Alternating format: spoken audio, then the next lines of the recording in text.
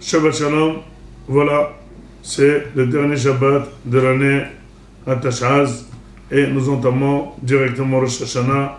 Certainement tout le monde est pris par les préparatifs de la fête pour acheter tous les cédères, mais on n'a pas toujours le temps de se préparer réellement. Comment va être le jugement, qu'est-ce qu'on va demander, qu'est-ce qu'on va répondre à tout ce qu'on a fait pendant cette année. Est-ce qu'on va proposer des solutions de changement à Akadosh Baruch Hu, ou on est tenace dans notre position?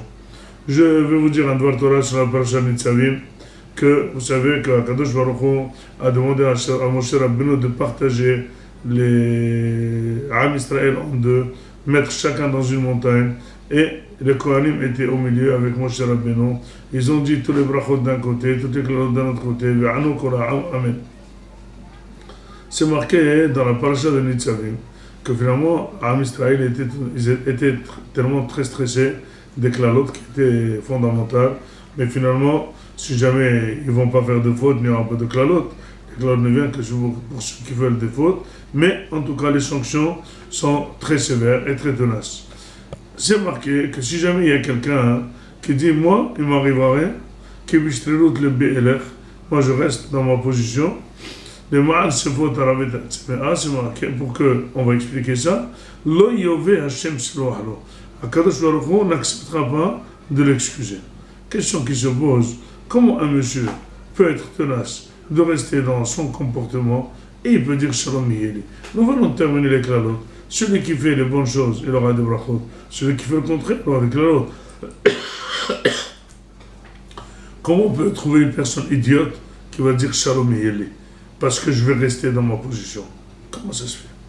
Disent les Mefarshim que finalement, si on n'est pas stressé pour le jour de l'an, pour le jour du Mishpat, c'est parce qu'on a des réponses à tout qui est une réponse tout à fait générale. C'est laquelle? On est ce qu'on est. On est ce qu'on est. Je suis quelqu'un de nerveux qui a du ka'az, je dis ben moi je suis nerveux. Je suis quelqu'un de radin, j'arrive pas à donner la tzedaka, je dis ben moi je suis comme ça. J'ai un faible pour la nourriture et je mange sans faire attention pour la cache-croûte, je dis ben je suis comme ça. Je suis comme ça, je suis pas comme les autres.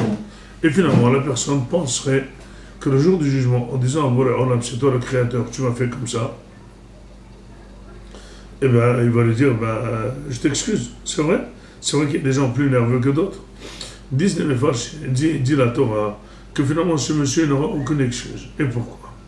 Parce que certes, que la balance d'Akadosh Baruch Hu n'est pas comme la balance de tout homme, et on pèse les faiblesses de la personne et l'effort qui a été effectué par la personne en fonction de ses forces.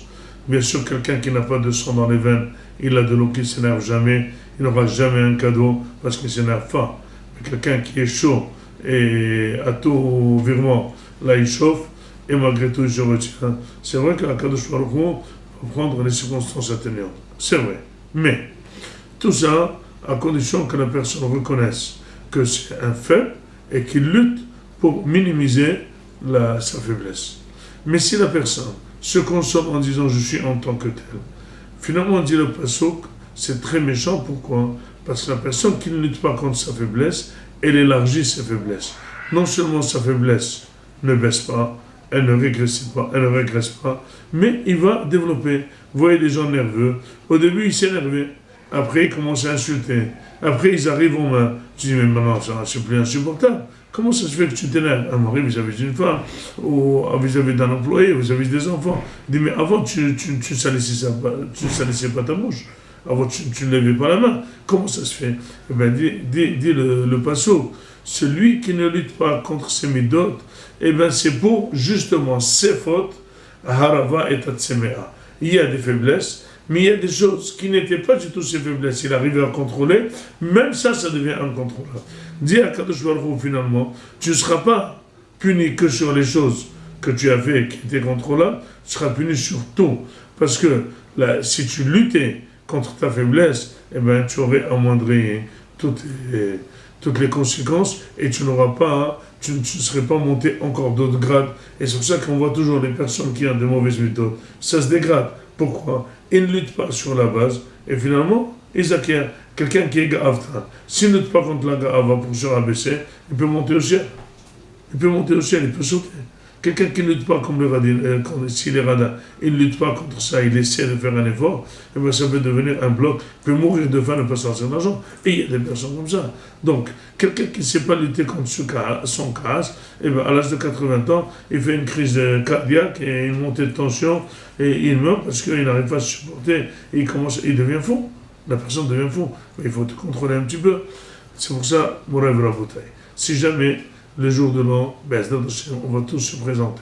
Le plus important, c'est reconnaître ses faiblesses et mettre une pratique de lutter contre ses faiblesses pour pouvoir dire à Kadosh Baruch Hu, c'est une faiblesse que j'ai reconnue, je lutte contre et finalement je n'élargis pas mes faiblesses. Et ça peut être une question réellement de honnête. Car Kadosh Baruch Hu islah lanu et Yehiratson, que nous décidons de lutter, d'améliorer notre comportement, de se rapprocher d'un Kadosh Baruch Hu avec plus de Torah, plus de mitzvot, plus de Ahavat Hashem et avec Savet Hashem. Je souhaite à tous Ktiva V'Hatima Tova, Shabbat Shalom.